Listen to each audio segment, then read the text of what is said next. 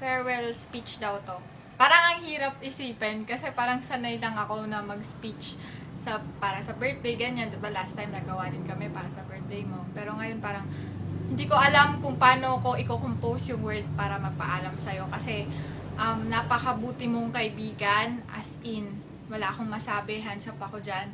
And ang dami mong sa simple na ginagawa mong pagiging magandang kaibigan, grabe, sobrang nakaka-bless ka ng ibang tao. And sana, wish ko sa'yo na pagdating mo dun sa States, kung nasaan ka man, ipagpatuloy mo yung ganyan mong ugali. Kasi maraming people na mabibless ka and yun, magiging parang makaka-share ka ng talent mo as being a good friend, ganun.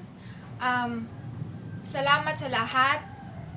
Paulit-ulit ako, salamat talaga, and wala akong regrets na naging kaibigan kita. Sana, Prince, sa pag-alis mong to, hindi to yung end ng friendship natin ng COF.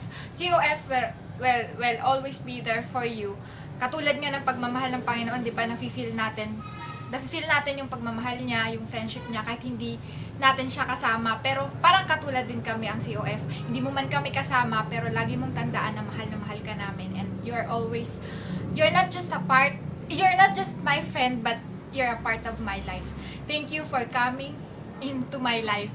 And I love you so much. I will miss you forever, friends. Bye-bye.